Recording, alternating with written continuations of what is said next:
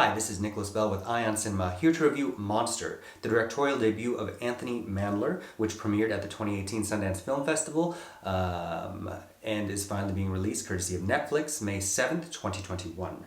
Mandler is probably best known as an extensive director of music videos. He's worked the most with Rihanna, having directed 16 of her music videos. And he's adapting a novel by Walter Dean Myers from the late 90s of the same title.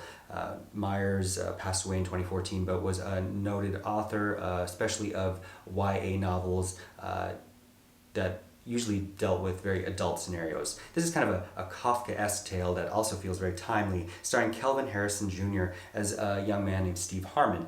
And we meet him being arrested and charged with being an accomplice in a robbery of a bodega, which ended up in murder.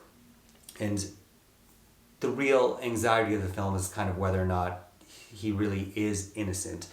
Turns out that the truth is more of a gray zone, and it's a film that asks us to ponder what somebody's consequences should be in certain scenarios. So it's a film that, as a conversation piece, is probably a lot more interesting than ultimately its execution. Mandler and his DP, David Devlin, who's also directed a lot of music videos, spend an awful lot of time trying to build a background for Harmon that ultimately ends up feeling unnecessary, because where the film excels is in the courtroom sequences. Tim Blake Nelson plays a film studies professor of Harmon's, the notable high school he goes to and comes in to testify. There are very direct references to Kurosawa's Rashomon and the alternating perspectives about what the truth really is according to whom, that all feel a little bit heavy-handed. A lot of the very notable cast members feel a little bit wasted, particularly Jennifer Hudson and Jeffrey Wright as his middle-class parents from Harlem that want the best for him. Were made to understand he has, a very comfortable, great life, and has only very recently kind of aligned himself with some questionable characters, including William King, played by A$AP Rocky, who, along with Bobo, played by John David Washington, are the ones that ultimately had robbed the bodega. A$AP Rocky's trial is happening concurrently as Steve Harmon's. As good as Harrison Jr. is, he's been in so many films since then where I think that speak better to his skill, including Loose and Waves.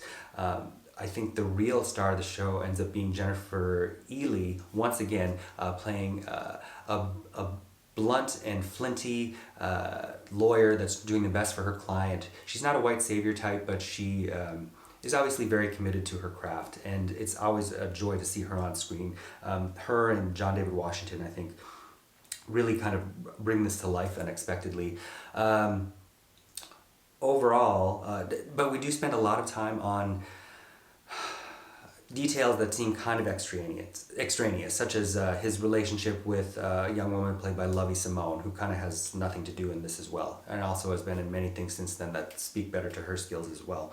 Overall, I would give Monster 3 out of 5 stars. Thank you. Hey, this is Eric from IonCinema.com. If you want to support us, subscribe below.